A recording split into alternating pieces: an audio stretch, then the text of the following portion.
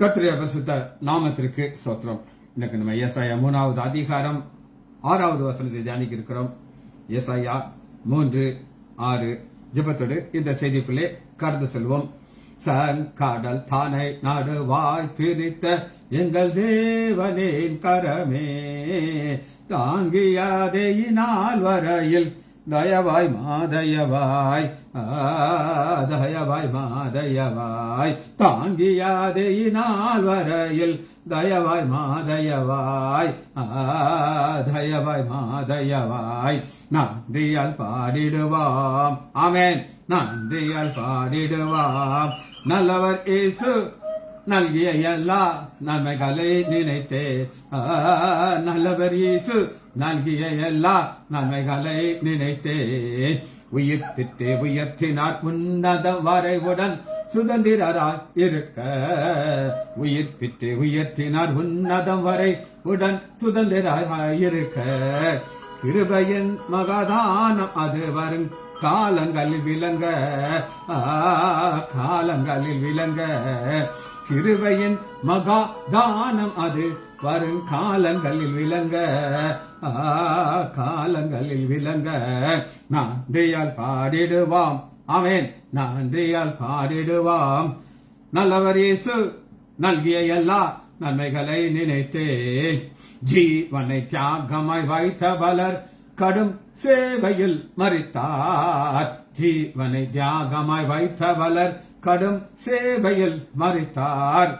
சேர்ந்து வந்து சேவை புரிந்து சோர்ந்திடாது நிற்போம், சோர்ந்திடாது நிற்போம். சேர்ந்து வந்து சேவை புரிந்து சோர்ந்திடாது நிற்போம், சோர்ந்திடாது நிற்போம். நன்றியால் பாடிடுவாம், ஆமென், நன்றியால் பாடிடுவாம். நல்லவர் இயேசு நல்கிய எல்லா நன்மைகளை நினைத்தே, மித்ருக்களான பலர் நன்றி மறந்தே சத்துருக்களாயினாரே, மித்ருக்களான பலர் நன்றி மறந்தே சத்துருக்களாயினாரே. சத்தியத்தை சார்ந்து தேவ சித்தம் செய்திடுவாம், சித்தம் செய்திடுவாம். சத்தியத்தை சார்ந்து தேவ சித்தம் செய்திடுவாம், சித்தம் செய்திடுவாம். நன்றியால் பாடிடுவாம், ஆமென், நன்றியால் பாடிடுவாம். நல்லவர் இயேசு நல்கிய எல்லா நன்மைகளை நினைத்தே, அழைக்கப்பட்டோரை நீர் உன்னத அழைப்பினை அறிந்து வாழ்ந்திடுவீர். அழைக்கப்பட்டோர் நீர் உன்னத அழைப்பினை அறிந்து வாழ்ந்திடுவீர். அளவில்லா திரு ஆக்கம் அதை நீர் அவனியோர் கழிப்பீர், அவனியோர் கழிப்பீர். அளவில்லா திரு ஆக்கம் அதை நீர் அவனியோர் கழிப்பீர், அவனியோர் கழிப்பீர். நன்றியால் பாடிடுவாம், ஆமென், நன்றியால் பாடிடுவாம். நல்லவர் இயேசு நல்கிய எல்லா நன்மைகளை நினைத்தே, சீயோனை பணிந்துனை கிறிஸ்தேசு ராஜனாய் சீக்கிரம் வந்திடுவார். சீயோனை பணிந்துனை கிறிஸ்தேசு ராஜனாய் சீக்கிரம் வந்திடுவார். சிந்தை வைத்தே சாந்திக்கவே சீயோனின் ராஜனையே, சீயோனின் ராஜனையே. சிந்தை வைத்தே சாந்திக்கவே சீயோனின் ராஜனையே, சீயோனின் ராஜனையே. இயேசுவின் நாமத்தினாலே ஜெபங்கள் பிதாவே, ஆமென். கர்த்தருடைய பரிசுத்த நாமத்திற்கு ஸ்தோத்திரம். ஜெயந்தி அக்கா எங்க சம்மதியமா பிரைஸ்லாட், கவிதா சிஸ்டர் பிரைஸ்லாட், மரியாள் சிஸ்டர் பிரைஸ்லாட், லீலா பிரைஸ்லாட், நாகரத்னம் அம்மாள் பிரைஸ்லாட், ஜானகி அம்மாள் பிரைஸ்லாட். கர்த்தர் நல்லவர். ஏசாயா 3வது அதிகாரம் 6வது வசனத்தை தியானிக்க இருக்கிறோம். 3:6. அப்பொழுது ஒருவன், யாராவது ஒருத்தன், தன் தகப்பனின் வீட்டாகிய தன் சகோதரனை பிடித்து, அவன் சும்மா போயிட்டு இருக்கான, பிடித்து, உனக்கு வஸ்திரம் இருக்கிறது, நீ எங்களுக்கு அதிபதியா இரு, கேட்டுக்கு இனமான இந்த காரியம் உன் கையில் கீழ் இருப்பதாக. கேட்டுக்கு இனமாகி இந்த காரியம் உன் கையில் இருப்பதாக. இன்னைக்கு நம்ம பார்க்க இருக்கிற வார்த்தை 2 பார்க்க போறோம். எபிரேய வார்த்தையும் பார்க்கிறோம், கிரீக்க வார்த்தை. வஸ்திரம், வஸ்திரத்திற்கு முதல் கிரேக்க வார்த்தை லபாஸ், LABAS, லபாஸ். லபாஸ்ங்கிறதுக்கு என்ன அர்த்தம்னா டு புட் ஆன் கார்மெண்ட், வஸ்திரத்தை உடுத்துவது. LABAS, லபாஸ். இந்த லபாஸ் வஸ்திரத்தை உடுத்துறது நம்ம எங்க பார்க்கலாம் அப்படின்னு கேட்டீங்கன்னா ஆதியாகமம் 3வது அதிகாரம் 21வது வசனத்துல ஆதாம் நிர்வாணியா இருக்கிற ஆதாமுக்கு ஆண்டவர் ஒரு தோல் உடையை உண்டாக்கி அதை உடுத்த கொடுக்கிறார். இந்த உடுத்த கொடுக்கறதான் லபாஸ். டிரெஸ் கொடுத்து போட்டுக்கோ, லபாஸ். அவன்கிட்ட ஏற்கனவே ஒரு டிரெஸ் இருந்துச்சு 3 அது அத்தி இலை, அது சுயம். அவனாவே ஒரு காரியத்தை செய்யறான், அது லபாஸ். அவன் போட்டுக்கிட்டான், அது வஸ்திரம் தான். அது கொஞ்சத்துல போயிருது, ஆனா அதுவும் லபாஸ். இந்த லபாஸ் நீங்க பாக்குறதுக்கு இன்னும் சில வசனங்கள் நம்ம பார்க்க போயிடும். அப்ப இது நமக்கு இன்னும் கொஞ்சம் நல்லா புரியும்.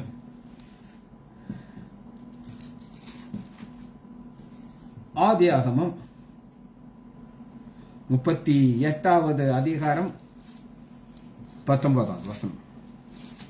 38:19. ஒரு பெண் இவ மாமனார் ஒரு தவறான காரியத்தை செஞ்சுக்கிட்டு அதுக்கப்புறம் ஒரு ட்ரெஸ்ஸை போட்டோம். எழுந்து போய் தன் முக்காட்டை களைந்து தன் கைம்பெண்குரிய வஸ்திரத்தை உடுத்தி கொண்டு லபாஸ். அது என்ன வஸ்திரம் அப்படின்னு கேட்டீங்கன்னா அது கலர் எல்லாம் நமக்கு தெரியாது. இந்த நம்முடைய ஊர்ல ஒரு ஒயிட் கலர் சேலை கட்டிருக்கிறது ஒரு கைம்பெண் அல்லது ஒரு விதவை ஒரு ட்ரெஸ். அந்த விதவைங்கிற ட்ரெஸ் கைம்பெண்ணுக்குரிய வஸ்திரத்தை உடுத்தி கொண்டாள். சரி, இப்ப நம்ம இந்த வசனத்துக்குள்ள எல்லாம் டீட்டெயிலாம் போக போறது கிடையாது. சிலது நான் உங்களுக்கு சொல்லுவேன், சிலதெல்லாம் நான் ஸ்கிப் பண்ணி போயிடுவேன். ஏன் அப்படின்னு கேட்டீங்கன்னா இது நமக்கு தேவையில்லை. சரி, அடுத்து ஒரு காரியத்தை பார்ப்போம். இது ஒரு விடோவுடைய ட்ரெஸ், ஆனா ஒரு சூப்பர் ட்ரெஸ்ஸா காட்டுறவங்களுக்கு 41வது அதிகாரம் ஆதியாகமம் 42வது வசனம். பார்வோன் தன் கையின் போட்டிருந்த தன் முத்திரையை மோதிரத்தை கலட்டி அதை யோசேப்புடைய கையிலே கொடுத்து மெல்லிய வஸ்திரத்தை அவனுக்கு உடுத்தி, மெல்லிய வஸ்திரத்தை உள்ள ஏற்கனவே ஒரு ட்ரெஸ் போட்டிருப்பார், இது மேல ஒரு ட்ரெஸ். யோசேப்பின் வாழ்க்கையில பல வகையான வஸ்திரங்கள் வந்துச்சு. அவரு குழியில தூக்கி போட்டுட்டு நேரா போர்த்திபார் வீட்டுக்கு கொண்டாரு. போர்த்திபார் வீட்டுல அவர் ஒரு ட்ரெஸ் போட்டிருந்திருப்பார், வேலைக்காரனுடைய ட்ரெஸ். அதாவது ஒரு சிம்பிளா ஒரு சின்ன ஒரு ஷார்ட்ஸ் மாதிரி ஏதாவது இருந்திருக்கும், அவ்வளவுதான், வேற இருந்திருக்காது. ஆனா மேல ஒரு ட்ரெஸ் போட்டிருப்பாங்க. அந்த ட்ரெஸ் போர்த்திபாருடைய மனைவி கையில வந்து அது ஒரு சாட்சியாக மாறுது. எப்படி சாட்சியாக மாறுதுன்னா, இவன் இந்த எபிரேயன் என் கூட தவறாக பழக முயற்சி பண்ணினான். அது வஸ்திரம். இவனை தூக்கி எங்க தூக்கி போடுறாங்க? சிறைச்சாலையில போடுறாங்க. அந்த சிறைச்சாலையில ஒரு வஸ்திரம் இருக்கு, அது சிறைச்சாலைக்கு ஒரு வஸ்திரம். இந்த காலத்துல நாங்க சின்ன பசங்களா இருக்கும்போது சினிமால ஒரு கைதியுடைய ட்ரெஸ் கட்டங்கட்டமா போட்டிருக்கோம். அது எப்படின்னு தெரியாது, அந்த காலத்துல அப்படி ஒரு சினிமாவோட நான் நிறைய பார்த்திருக்கேன். கட்டமா அது கைதியுடைய ட்ரெஸ். ஆனா அந்த ட்ரெஸ் எடுத்து தூக்கி போட்டு நல்லா ஷேவ் பண்ணிட்டு ஒரு நல்ல ஒரு ட்ரெஸ் போட்டு தான் ராஜாவுக்கு முன்னாடி கொண்டு வராங்க. ராஜாவுக்கு முன்னாடி வந்தாச்சு. ராஜா தன்னுடைய கனவை சொல்றாரு. அதற்கு மிக நேர்த்தியாக யோசேப்பு அதுக்கு ஒரு சொல்யூஷன் சொல்றாரு. இதான் விளக்கம், இதான் விளக்கம், இதான் விளக்கம், முடிஞ்சிருச்சு. அப்ப யோசேப்பே ஒரு ஆலோசனை சொல்லுகிறார். 7 வருஷம் உங்களுடைய தேசத்துல செழிப்பு இருக்கும். அது யார் சொன்னா? ஆண்டவர் சொல்றாரு. ஆனா அதே இத ஒரு தரிசனத்தை காட்டுறாரு. அந்த 7 வருஷத்துல நீங்க எந்த அளவுக்கு அந்த பணம், அந்த தானியங்கிறதுக்கு யாராவது ஆன்சர் பண்ண முடியுமா? தானியத்திற்கு எவரிய வார்த்தை என்ன? அப்பா லெஹான். சரி, இருக்கட்டும், இது எனக்கு சிலதான் தெரியும். என்ன, அவன் ஒரே மாஸ்டர் கிடையாது. அப்பத்திற்கும் தானியத்திற்கும் ஒரே வார்த்தை. சரி, அது இருக்கட்டும். இப்ப என்ன நடக்குதுன்னா, இந்த ஆலோசனை ராஜாக்கு பிடிச்சிருச்சு. அப்பா அவர் சொல்றாரு, உங்க தேசத்துல யார் ரொம்ப பிரில்லியண்டான ஒரு ஆளை கண்டுபிடிங்க. தன்னை சொல்ல மாட்டேங்கிறாரு. அவனுக்கு இந்த பொறுப்பை கொடுத்தாங்க. ஆனா என்ன செய்யணும்னா, இந்த 7 வருஷம் செழிப்பு இருக்கிற 7 வருஷம் பெரிய பெரிய கோடவுன் கட்டணும். இந்த கோடவுன் எப்படி கட்டணும் அப்படின்னு கேட்டீங்கன்னா, அதுக்குள்ள எறும்பு வரக்கூடாது, வண்டுகள் வரக்கூடாது, காற்று வர்றதுக்கு எல்லாத்துக்கும் லிமிட்டேஷன் இருக்கு. ஆனா அது ரொம்ப க்ளோஸ், அப்படிதான் ஐடியாஸ் இருக்கு. அதெல்லாம் சேர்த்து வச்சு அடுத்த 7 வருஷம் பஞ்சாயத்துல இதை யூஸ் பண்ணணுங்கிற ஐடியாவை சொன்ன உடனே தான் ஒரு வஸ்திரத்தை கொடுக்கிறாரு, லபாஸ் வஸ்திரத்தை கொடுக்கிறாரு. சரி, 1 சாமுவேல் 28வது அதிகாரத்துல ஒரு வஸ்திரத்தை பார்க்கணும். 1 சாமுவேல் 28 அஞ்ஞானம் பார்க்கிற பெண்ணா பார்க்கறதுக்கு ராஜா சவுல் போகிறார். அந்த ராஜாவுடைய வஸ்திரத்தை எல்லாம் மாற்றிட்டு என்ன ட்ரெஸ் போட்டுக்கிறார் அப்படின்னு கேட்டீங்கன்னா, அப்பொழுது சவுல் வேஷம் மாறி வேறு வஸ்திரம் தரித்து கொண்டு, அது எனக்கு வேறு வஸ்திரம், ராஜாவுடைய ட்ரெஸ் எப்படி இருக்கும் அப்படின்னு தெரியும். ஆனா அதெல்லாம் தூக்கி கழிச்சு போட்டு ஒரு சாதாரண ட்ரெஸ், இதெல்லாம் ரொம்ப காஸ்ட்லி ஷர்ட் எங்க வீட்டுக்காரன் வாங்கி கொடுத்தா, ஆனா அவர் கொஞ்சம் கிழிஞ்சு இருக்கிறாப்புல ஒரு சட்டையை போட்டுட்டு அஞ்சானா பாக்குறப்போ அது வேற ஒரு ட்ரெஸ், அது லெபாஸ். யோபு இந்த ட்ரெஸ் ஒரு உவமையா சொல்றாங்க. இங்கிலீஷ் பேப்பர்ல ரொம்ப அழகா இருக்குது, தமிழ் அந்த கிளாரிட்டி இல்லை. யோபு 7வது அதிகாரம்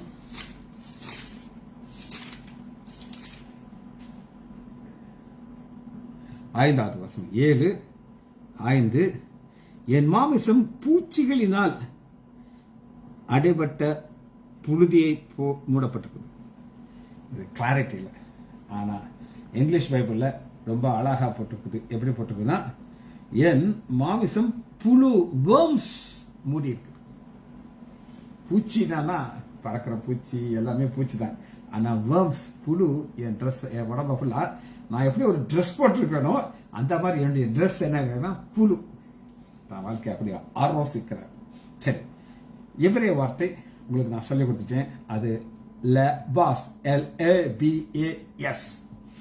அடுத்து நம்ம இப்போ கிரீக் வார்த்தையை நம்ம பார்க்க இருக்கிறோம். கிரீக் வார்த்தையில முதல் வார்த்தை என்ன பண்ணா, மேல் அங்கி. மேல் அங்கி. நான் ஒரு சட்டை போட்டிருக்கேன், உள்ள பனியன் கூட கிடையாது, ஒரே ஒரு சட்டை தான் என்னால போட்டிருக்கேன், அது டீசெண்டான ஒரு ஷர்ட். ஆனா அவங்க இந்த மாதிரி ஒரு ஷர்ட் போட்டு அதுக்கு மேல ஒரு அங்கி போட்டிருப்பாங்க. அந்த மேல் அங்கிக்கு ஃப்ளீலோன்ஸ், ஃப்ளீலோன்ஸ், PHE, ஃப்ளீ, PHELONES. அந்த மேல ஒரு கோடு, திரும்ப சொல்றேன், PHELONES, ஃப்ளீலோஸ். வாசனை எடுத்துக்கொள்ளும். 1 தீமோத்தேயு 4வது அதிகாரம் 13வது வசனத்துல, துரோவா பட்டணத்திலே கார்ப்பு என்பவரிடத்திலே வசத்திலே நான் வைத்திருந்த மேல் அங்கியையும். இது ஸ்காலர்ஸ் என்ன சொல்றாங்க அப்படின்னு கேட்டீங்கன்னா, குளிர் நேரத்துல இதை மேல போட்டுக்கிடுவாங்க. நீங்க எல்லாம் கொடைக்கானல் போயிருந்தீங்கன்னா, நான் அடிக்கடி போவேன், நான் 100 இருக்கிறதுனால எல்லாம் போடுறது கிடையாது, சாக்ஸ் மட்டும் போட்டுக்கிடுவேன். ஆனா அந்த ஊர் மக்கள் 365 நாள் இந்த சொட்டரோட தான் நடப்பாங்க. அது வெயில் இருக்கும், வெயில் இல்லையோ. அப்ப அவங்களுடைய சொட்டருக்கு என்ன பேர் கேட்டீங்கன்னா, ஃப்ளீலோன்ஸ். சரி, 2வது ஒரு காரியத்தை பார்க்கிறோம், அது ரஹாஸ். RHAKAS, ரஹாஸ். ரஹாஸ்ங்கிறது என்ன அப்படின்னு நீங்க கேட்டீங்கன்னா, மத்தேயு 9வது அதிகாரம் 16வது வசனம், பழைய வஸ்திரம். ரஹாஸ், RHAKAS, ரஹாஸ். மத்தேயு 9:16 ஒருவன் கோடி துணியை பழைய வஸ்திரத்துக்கு ரஹாஸ், பழைய வஸ்திரம். சரி, 3வதாக ஒரு வஸ்திரத்தை பார்க்கிறோம், அது என்னன்னா அவுட்டர் கார்மெண்ட். அதுக்கு அவுட்டர் கார்மெண்ட்டுக்கு என்ன கொடுத்துருக்குன்னா, ஹிமாட்டியோன், HIMATION, ஹேமாட்டியோன். இது என்ன நான் சொல்றேன். இப்ப ஒரு ட்ரெஸ், இது என்ன ட்ரெஸ், இதுக்கு மேல ஒரு மேல் வஸ்திரம், அதுக்கு மேல ஒரு ட்ரெஸ் போட்டிருப்போம். மூணாவது ட்ரெஸ். இது எதற்காகனா கிழிக்கிறதுக்காக. இதுக்காண்டி கிழிக்கிறதுக்கு. வாசிப்போமோ. மத்தேயு 26வது அதிகாரம் 65வது வசனத்தில் மத்தேயு 26:65 ஆண்டவராக இயேசு கிறிஸ்து யார் கேட்கலாம்.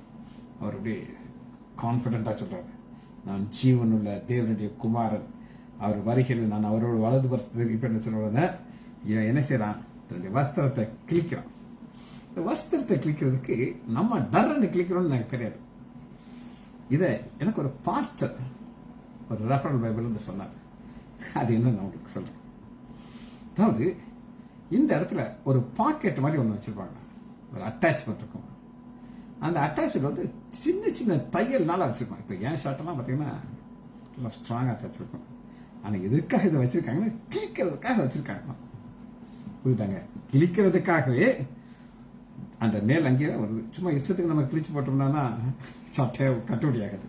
அப்ப அந்த ஹெமாட்டியோன்ங்கிறது அவுட்டர் கார்மெண்ட். பிரதான ஆசிரியன் தன் வஸ்திரத்தை கிழிக்க கூடாது, ஆனா அவன் கிழிச்சான். சரி, அடுத்து அண்டர் கார்மெண்ட், உள் ஆடை அப்படின்னு ஒண்ணு இருக்குது. இந்த உள் ஆடைக்கு என்ன வார்த்தை கொடுத்தா சிடிஓன், அந்த டிஐஓஎன் அதே மாதிரி தான், அது மாற மாட்டேங்கிறாங்க. CHITON ஓமேல இருக்கு. சிட்டியோன் இன்னர் வேஸ்ட். மத்தேயு 5வது அதிகாரம் 40வது வசனத்துல ஆண்டவர் ஒரு கட்டளையை கொடுக்கிறாங்க. என்ன கட்டளையை கொடுக்கிறாரு அப்படின்னு கேட்டீங்கன்னா, உன்னோடு வழக்காடி உன் வஸ்திரத்தை எடுத்துக்கொள்ள வேண்டும், உன் அங்கியை விட்டு விடு. அந்த அங்கிகள் இன்னர் ட்ரெஸ். இதை எடுத்தானா அவனுக்கு குளிர்ல செத்து போயிடும். அப்ப இன்னர் ட்ரெஸ்ஸுக்கு சிட் இந்த உள் அங்கிய நம்முடைய ஆண்டவராக இயேசு கிறிஸ்து சிலுவையில தொங்கிக் கொண்டிருக்கும் போது நம்ம பார்க்கலாம். யோவான் 19வது அதிகாரம் 23வது வசனத்துல அவருடைய அங்கியை எடுத்துக்கிட்டாங்க. அந்த அங்கியை எடுத்து அவங்க என்ன செஞ்சாங்க, பங்கு போட்டாங்க. அந்த அங்கிக்கு பேர் தான் சிட்டி ஆன். சரி, கடைசியாக ஒரு வார்த்தையை பார்த்து அதை முடிக்க போயிடும். இது என்ன அப்படின்னு கேட்டீங்கன்னா, ஹிமாட்டிசோமாஸ். ஹிமாட்டிசோமாஸ் சொல்லுங்க. HIMA HIMATISMOS. ஹிமாட்டிஸ்மோஸ். திரும்ப சொல்றேன், HIMATISMOS. இதுக்கு என்னன்னா ஒரு கலெக்டிவ் செட் ஆஃப் ட்ரெஸ். ஒரு விலை உயர்ந்த வஸ்திரத்திற்கு இந்த கலெக்டிவ் வஸ்திரம்னா, லூக்கா 7வது அதிகாரம் 25வது வசனத்துல ஆண்டவர் ஒரு கேள்வியை கேட்கிறார். யோவான் சாண பார்க்க போனியா, நீ மெல்லிய வஸ்திரம் அணிந்த மனிதனை பார்க்கணும்னா அந்த அலங்கார வஸ்திரம் அரண்மனை மாலையில இருக்கு, இங்க இருக்க மனந்தத்துல இருக்காது. சொன்னதுக்கு அந்த மெல்லிய வஸ்திரங்கிறது கலெக்டிவ், பெஸ்டா கலெக்ட் பண்ணி வச்சுங்க. ஹிமாட்டிஸ்மோஸ். ஹிமாட்டிஸ்மோஸ். HIMATISMOS. லாங்குவேஜை பார்த்தாச்சு. இப்ப நம்ம வாசனத்துக்குள்ள வருகிறோம். திரும்ப அந்த வசனத்தை நான் உங்களுக்கு வாசிக்கிறேன். ஏசாயா 3வது அதிகாரம் 6வது வசனம். தேவன் ராஜாக்களை ஏற்படுத்த, தீர்க்கதரிசி ஏற்படுத்த. ஆனா இந்த மக்கள் என்ன செய்றாங்க அப்படின்னு கேட்டீங்கன்னா, 3வது அதிகாரம் 6வது வசனம். அப்பொழுது ஒருவன் தன் தகப்பன் வீட்டானாகிய தன் சகோதரனை பிடித்து, இந்த பிடித்துனா எனக்கு வேண்டாயாச்சா, இனி ஆளை ஊடுங்கிறான். ஆனா இவன் பிடிக்கிறான். பிடிச்சிட்டு, உனக்கு வஸ்திரம் இருக்கிறது. வஸ்திரங்கிறது ஒரு அதிகாரம் உள்ள ஒரு வார்த்தை. இப்ப ஒரு நீண்ட அங்கியை அணிச்சுக்கிட்டு அந்த அங்கியில தொங்கல்களை உண்டாக்கி ஒருத்தர் நடந்து போறார். அப்படி டாக் டாக் டாக் டாக். அவங்களுக்கு தெரியும் இவர் ஒரு வேதபாரகர், ஒரு பைபிள் ஸ்காலர். இங்க தொங்க விட்டுறதெல்லாம் அப்படின்னு வச்சுட்டு அவங்கள தன்னை அடையாளம் காட்டுகிறார். அந்த மாதிரி உன்னிட்ட அடையாளம் இருக்கிறது. நீ எங்களுக்கு அதிபதியா இரு, ரூலரா இரு. கேட்டுக்கு இனமாகிய இந்த கரம், கேட்டுக்கு உன் கையில் கீழே. அப்ப இந்த மோசமான காரியம் உன் கீழே இருக்கட்டும் அப்படிங்கிறார். அப்ப தேவன் மனிதனுக்கும் நடுவே ஒரு மனிதன் இருக்கு. கடவுள் இருக்காரு, மனிதன் இருக்கான். யோபு சொல்லுவாங்க, எங்களுக்கு ஊடால ஒருத்தர் இருந்தா நல்லா இருக்குமே, அவர் எங்களை எவ்வளவு தூரத்துக்கு என்னுடைய பிரச்சனை அங்க கொண்டு போவார்னு சொல்லி யோபு சொல்லுவார். ஆனா 3வது அதிகாரம் 1 வசனத்துல என்ன நடக்குது அப்படின்னு கேட்டீங்கன்னா, ஆண்டவர் ஒரு காரியத்தை தன்னுடைய கோபத்தை காட்டுகிறார். இப்ப நீங்க இதெல்லாம் வாசிக்கும் போது 3வது அதிகாரம் ஆரம்பிக்கும் போது தேவ கோபம் இருக்கிறது நீங்க புரிஞ்சாதான் இந்த வசனம் உங்களுக்கு புரியும். இதோ சேனைகளின் கர்த்தராகிய ஆண்டவர் எருசலேமில் இருந்தும் யூதாவிலிருந்தும் சகல விதமான ஆதரவு என்கிற அற்பத்தை எல்லா ஆதரவையும் தண்ணீருங்கிற எல்லா ஆதரவையும் நீக்கிட்டார். இந்த நேரம் தான் இவங்களுக்கு பிரச்சனை வருது. அப்ப நாங்களாவே ஒன்று செய்ய முடியுங்கிறாங்க. இதை நம்ம புரிந்துக்கிறதுக்கு ஒரு சில சம்பவத்தை நான் உங்களுக்கு காட்டுறேன். முதலாக நம்ம எடுத்துக்கோம், என்னாகமம் 16வது அதிகாரத்துல ஒரு சம்பவம் நடக்குது. தேவ கோபம் வெளிப்படுகிறது. 16:41 மறுநாளிலே இஸ்ரவேல் புத்திரர் எல்லாரும் மோசேக்கும் ஆரோனுக்கும் முறுமுறுத்து, நீங்கள் கர்த்தரின் ஜனங்களை கொன்று போட்டீர்கள். குற்றச்சாட்டு மோசேக்கும் ஆரோனுக்கும் முன்னாடி வருது. ஆனா இவங்க என்ன செய்யறாங்க அப்படின்னு கேட்டீங்கன்னா, 42வது வசனத்துல கர்த்தரின் மகிமை காணப்பட்டது.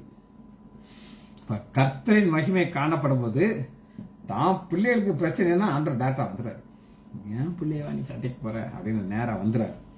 வந்த உடனே ஆண்டவர் சொல்றாரு, இந்த சபையாரை விட்டு விலகி போங்கள், ஒரு நிமிஷத்துல அவர்களே அதான் பண்ணுவேன். கோராகு புத்திரரை விட்டுட்டு போங்க, நாத்தான் ஆபேயை விட்டு விலகி போன்னு சொன்ன ஆண்டவர் சபையை அழிக்க போறேங்கிறார். அவ்வளவு கோபம் பாருங்க.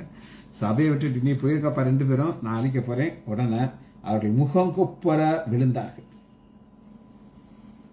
இதுதான் நடுவில் இருக்கிற காரியம். இப்படிப்பட்ட ஒரு மனிதன் தான் ஆண்டவர் தேடுறார்.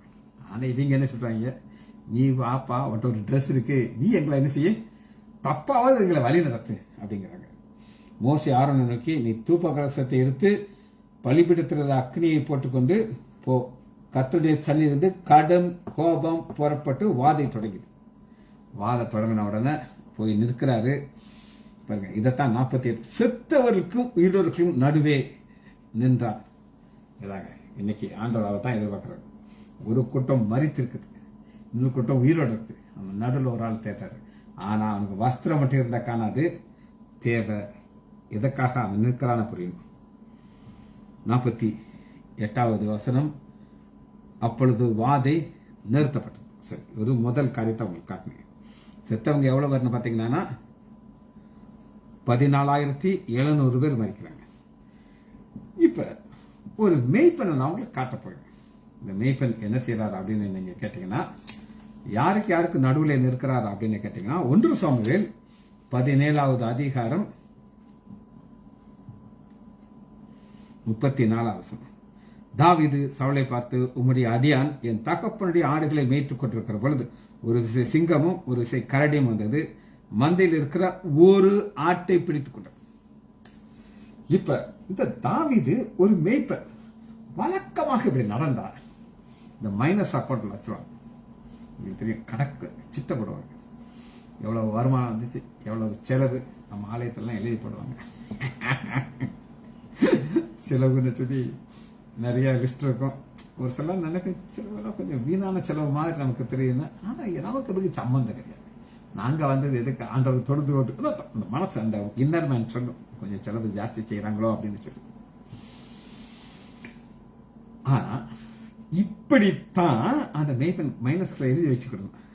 ஆனா தாவீது உயிரோடு இருக்கிற ஆடுகளுக்கும் அந்த சிங்கத்தின் வாயில இருக்கிற ஆட்டுக்கு போய் நின்று சிங்கத்தின் வாயை திறந்து அந்த வாய்க்குள்ள இருக்கிற ஆடை வெளியில எடுத்து காப்பாற்றுறாரு. இவர் யார் அப்படின்னு கேட்டீங்கன்னா, நல்ல மேய்ப்பனுக்கு அடையாளம் நம்முடைய ஆண்டவராக இயேசு கிறிஸ்து. அந்த நல்ல மேய்ப்பன் என்ன செய்யறாரு அப்படின்னு கேட்டீங்கன்னா, பொருளாதாரத்தில் இருந்துட்டு நமக்காக நடுவில் நிற்கிற மிடில் மேன். பிதா ஒரு பக்கம் இருக்காரு, ஒரு பக்கம் பாவிகளாக நாம ஒரு பக்கம் இருக்கிறோம், நமக்கு நடுவில் இருந்து நமக்காக பரிந்து பேசிக் கொண்டிருக்கிறார். இதுதான் ஆண்டோட எதிர்பார்ப்பு. ஆனா வசனம் என்ன சொல்லுதுன்னா, சும்மா இருக்கிற வேலை பிடிச்சு, அடே உங்ககிட்ட ட்ரெஸ் இருக்குடா, நீ என்ன செய், எங்களை வழி நடத்து அப்படின்னு சொல்லுங்க. That is not possible. சரி, இது 2வது ஒரு குறிப்பு. 3வது ஒரு குறிப்பை பார்க்கிறோம். 1 சாமுவேல் 26வது அதிகாரம் 11வது வசனம். 26:11. இது யாருக்கும் நடுவுல சவுல் ஒரு பக்கம் இருக்கார். சவுல் தாவீதை கொலை செய்வதற்காண்டி கொலை வெறியில் அலைகிறார். என்ன வெறி? கொலை வெறியில் அலைகிறார். ஆனா அந்த நேரத்தில் அங்க ஒரு ஆள் காத்துட்டு இருக்கான். 26வது அதிகாரம் 11வது வசனம். தாவீது சவுலின் தலைமாட்டிலிருந்து எடுத்துட்டு போயிட்டார். எடுத்து போயிட்டு 14வது வசனம். ஜனங்களுக்கு நேரின் குமாரனாகிய அப்னேருக்கு நேராக நின்று கூப்பிட்டு, அப்னேரே உத்தரவு சொல்ல மாட்டீரோ? ராஜாவுக்கு குறுக்கிறது யார்? அப்ப சொல்ற, அப்னேரே நீ வீரன் அல்லவா? ஓ நீ எஜமானன் சவுலை காப்பாத்துறதுக்கு நீ பக்கத்துல இருக்குமே, நான் வரும்போது எங்க அப்பா போயிருந்த அப்படின்னு சொல்லி. ஏன்னா ஒரு பக்கம் ஒரு பெர்மிஷன் ஒருத்தன் கேட்கறாங்க. 8வது. அப்பொழுது அபிசாய் தாவீதை பார்த்து, இன்று தேவன் உம்முடைய சத்துருவை உடைய கையில ஒப்பு கொடுத்தார். 2 குத்து கிடையாதா, ஒரே குத்துல குத்திரட்டா அப்படின்னு கேட்கிறேன். பாருங்க, தாவீதின் குமாரனாகிய இயேசு கிறிஸ்துவுக்கு அடையாளமாக நோ நோ நோ நோ இவர் மறிக்க கூடாது. என்னைக்குள்ள வந்தார் இல்லைன்னு நான் சொல்லல, ஆனா இவர் அபிஷேகம் பண்ணப்பட்டவர். அப்ப ஆண்டவர் பார்த்துக்கிட்டே இருக்காரு. அப்ப அந்த ராஜா வாயிலிருந்து என்ன வார்த்தை வருது அப்படின்னு கேட்டீங்கன்னா, 21வது வசனம் பாருங்க. 1 சாமுவேல் 26:21. அப்பொழுது சவுல், நான் பாவம் செய்தேன், என் குமாரனாகிய தாவீதே திரும்பி வா, என் ஜீவன் இன்றைய தினம் உன் பார்வைக்கு அருமையா இருந்தது. இன்னைக்கு ஆண்டவர் இப்படிப்பட்ட ஒரு மனிதர் எதிர்பார்க்கிறார். ஆனா சும்மாச்சிக்கு போற ஒருத்தனை பிடிச்சி ஆடை ஓட்ட ட்ரெஸ் இருக்கிறான், நீ எங்களை ஆண்டுகொள் அப்படின்னு சொல்றாங்க. அன்றதுக்கு தேவை இல்லை. சரி, கடைசியா ஒரு பார்த்து நம்ம அதை முடிக்க போகிறோம். யாருக்கு நடுவில் ஒரு ஆள் நிற்கிறார் அப்படின்னு கேட்டீங்கன்னா, 1 ராஜாக்கள் 18வது அதிகாரம் 19வது வசனம். எலியா தீர்க்கதரிசி கர்மேல் பர்வதத்தில் இருக்கிறார். பாகால் தீர்க்கதரிசிகள் 400 பேர் இருக்காங்க ஒரு பக்கம். இந்த பக்கம் ஜீவனுள்ள தேவனுடைய ஊழியக்காரனாகிய நான் அப்படிங்கிறார் நடுவில் நிற்கிறார். தேவன் ஒரு பக்கம் இருக்காரு, பாகல் ஒரு பக்கம் இருக்குது, நடுவில் எலியா தீர்க்கதரிசி. இதுதாங்க சேலஞ்ச். அந்த மக்களை பார்த்து சொல்றது, நீங்க ஏமாற்றும் 2 நினைவுகள்னாலே குந்தி குந்தி நடப்பீர்கள். பாகல் கடவுள்னா அங்க போ, தேவன் கடவுள்னா இங்க போ அப்படின்னு சொல்லி தைரியமா சொல்லி ஒரு மனிதனை பார்க்கிறேன்.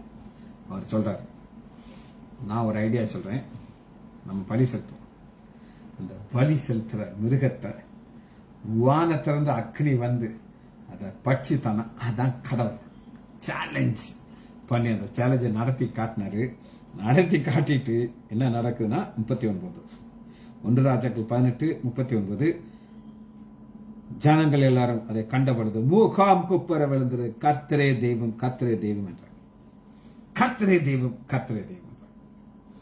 எலியாவின் தேவன் ஒரு டாபிக் கேட்டுக்கோங்க. இது எதுக்காக நான் இது சொல்றேன் அப்படின்னு கேட்டீங்கன்னா, ஆண்டோடைய எதிர்பார்ப்பு இது. அடுத்த அந்த என்ன செய்யறாரு அப்படின்னா 40. அப்பொழுது எலியா அவர்களை நோக்கி, நீங்கள் பாகாலின் தீர்க்கதரிசிகளை ஓரினையும் தப்பி போகாத அப்படி பிடிங்க. அவர்களை பிடித்த பொழுது எல்லாத்தையும் 400 பேர் பிடிச்சு வச்சுக்கிட்டாங்க. இவன் ஒருத்தருக்கெல்லாம் ஓடிக்கிறாங்க பார்த்தீங்களா. அப்ப கீழே கீசன் ஆற்றுக்கு கொண்டு போய் அவர்களை வெட்டி போட்டான்.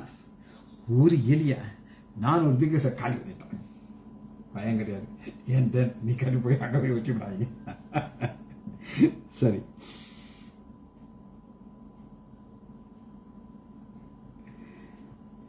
ஏசாயா 4வது அதிகாரம் 1 வசனத்தை மட்டும் பார்த்து இந்த செய்தியை முடிக்க போய் ஏசாயா 4:1. இங்கே ஒரு வசனத்தை பார்க்கிறோம். இதான் நம்ம கடைசி வசனம். அந்நாளிலே 7 ஸ்திரீகள் ஒரே புருஷனை பிடித்து, நாங்கள் எங்கள் சொந்த ஆகாரத்தை புசித்து எங்கள் சொந்த வஸ்திரத்தை உடுத்திக் கொள்வோம், எங்கள் நிந்தை நீங்கும்படி உன் பேர் மாத்திரம் எங்கள் மேல் விளங்குவதாக. என்னன்றதை நம்ம அன்னைக்கு தியானிப்போம். ஆனா இவங்களுக்கு காமனா தங்களுடைய பேர் மட்டும் தேவை. ஜெபிச்சு படிப்போமா? மகா இரக்கமும் கிருபையுமுள்ள பிதாவே, துதிக்கிறோம் ஐயா. வஸ்திரத்தை குறித்து நாங்கள் தியானித்தோம் ஐயா. உங்களுடைய எதிர்பார்ப்பு நிற்க ஒரு காரியத்தை நாங்கள் பார்த்தோம் ஐயா. பிள்ளைகள் ஒவ்வொருவரையும் என் ஆண்டவராகிய இயேசு கிறிஸ்துவின் நாமத்தினாலே ஆசீர்வதிக்கிறேன். இயேசுவின் நாமத்தினால் ஜெபங்கள் பிதாவே. ஆமேன், ஆமேன், ஆமேன்.